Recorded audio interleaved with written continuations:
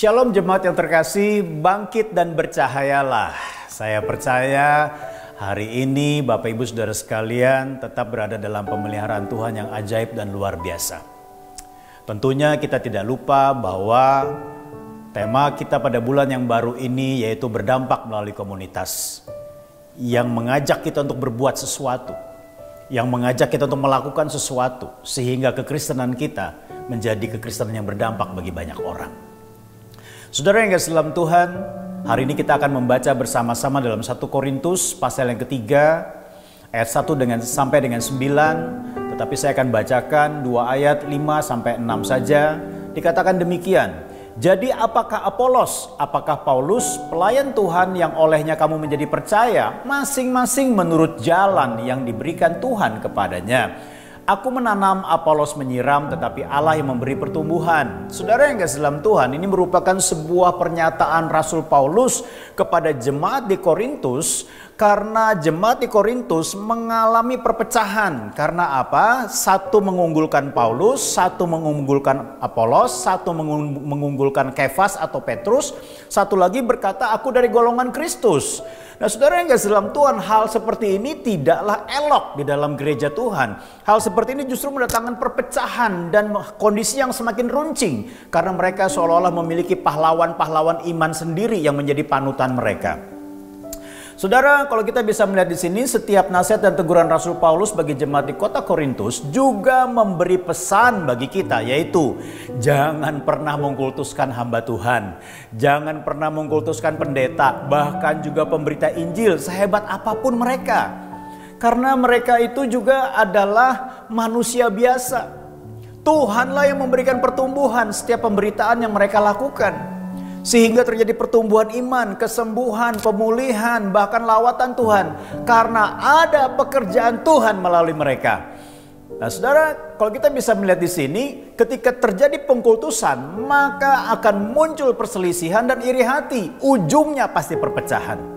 Nah saudara, mereka semua sama-sama rekan sekerja Allah, walaupun mungkin dengan talenta, karunia, dan jawatan yang berbeda. Jadi boleh menghormati hamba Tuhan, boleh menghargai setiap perkataan mereka, tapi jangan mengkultuskan mereka. Pesan lain bagi kita dari pesan Rasul Paulus ini kepada jemaat di Korintus adalah kehadiran kita dalam setiap komunitas, baik rohani maupun sekuler, selayaknya membawa sejahtera dan ketertarikan orang kepada Kristus. Ketika kita mau membawa dampak baik kepada sesama, kita membutuhkan Tuhan dan orang lain untuk mewujudkannya. Kita tidak bisa mengabaikan Tuhan dan orang lain. Dikatakan dalam ayat yang telah kita baca bahwa ada yang menanam, ada yang menyiram, dan Tuhan lain memberikan pertumbuhan. Peran kita menanam atau menyiram, peran Tuhan memberi pertumbuhan segala firman yang kita taburkan. Ketika kita menanam tapi belum menuai, jangan berkecil hati saudara. Sebab bisa saja Tuhan pakai orang lain yang akan menyiram dan menuai dari apa yang kita tanam. Dan ketika kita menyiram tapi belum menuai, jangan juga berkecil hati. Karena apa? Tuhan bisa saja pakai orang lain untuk menuai apa yang kita sirami dengan setia. Ya. Tetapi semua kita boleh mengambil bagian di dalamnya. Di atas semuanya itu yang terpenting Tuhan memberi pertumbuhan iman kepada orang yang sudah ditaburi firman. Bermitralah dengan sesama di komunitas untuk boleh ambil bagian, baik menanam maupun menyiram, bahkan menuai kalau Tuhan kehendaki kita menuai. Yang dipermuliakan adalah Tuhan yang memberi pertumbuhan. Seperti yang Rasul Paulus katakan selanjutnya di dalam 1 Korintus 3 ayat 7 sampai dengan 9, dikatakan demikian. Karena itu yang penting bukanlah yang menanam atau yang menyiram, melainkan Allah yang memberikan pertumbuhan. Ini benar sekali saudara ya. Baik yang menanam maupun yang menyiram adalah sama, dan masing-masing akan menerima upahnya sesuai dengan pekerjaannya sendiri. Karena kami adalah kawan sekerja Allah, kamu adalah ladang Allah, bangunan Allah. Mari kita bekerja bersama-sama dengan saudara seiman di dalam komunitas kita untuk membawa dampak kepada orang lain. Dan kita berdoa setiap apa yang kita taburkan, setiap apa yang kita tanam, setiap apa yang kita sirami, Tuhan memberikan pertumbuhan sehingga dampak itu terjadi secara alami, dan dampak itu terjadi dahsyat karena Tuhanlah yang memberikan pertumbuhan dan yang mengakibatkan dampak dahsyat itu terjadi. Tuhan Yesus memberkati kita semua. Mari kita berdoa.